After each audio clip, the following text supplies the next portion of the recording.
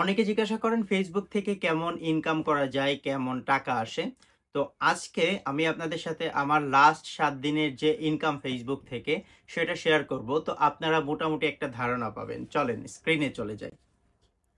এটা হচ্ছে আমার মেইন অ্যাকাউন্ট যেটাতে ফলোয়ার্স আছে 14.6K এবং এই অ্যাকাউন্টে আমি প্রফেশনাল মোডে কনভার্ট করেছিলাম। মনিটাইজেশন রয়েছে অ্যাকাউন্টে, কিন্তু লাস্ট উইকে আমি এখানে কোনো ভিডিও আপলোড করিনি।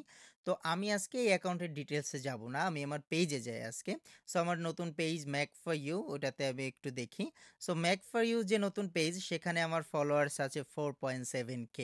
সো আমি যদি একটু প্রফেশনাল ড্যাশবোর্ডে গিয়ে দেখাই লাস্ট যে রিচ, সো 28 ডেইজে আমার ভিউজ এখানে দেখাচ্ছে 16,06,165 এবং রিচ হয়েছে 12,61,277 এবং লাস্ট 28 ডেইজে 2011 ফলোয়ার এই পেজে যুক্ত হয়েছেন।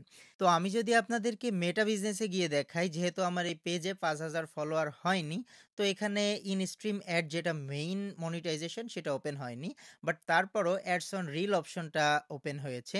সো সেখানে যদি আমি একটু যাই, সো এখানে দেখা যাচ্ছে যে 43.10, যেটা 7 দিনে 7 দিনে অ্যাডস অন রিলে 43.10, যেটা বাংলাদেশি টাকায় 5,200-300 টাকা হবে।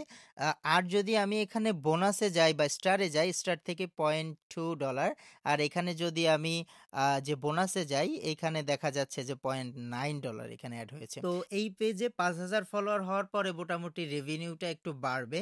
আর এই ইনকামটা ডিপেন্ড করে আপনার ভিডিও কোন রিজন থেকে দেখছেন, কোন কান্ট্রি থেকে দেখছেন এবং কতক্ষণ দেখছেন তার উপর। যাই হোক, এই হচ্ছে আমার লাস্ট 7 দিনের আপডেট আমার এই নতুন পেজ থেকে। এনিওয়েজ, আপনাদের কোনো জিজ্ঞাসা থাকলে আমাকে ইনবক্সে অথবা কমেন্ট করে জানাতে পারেন। ধন্যবাদ।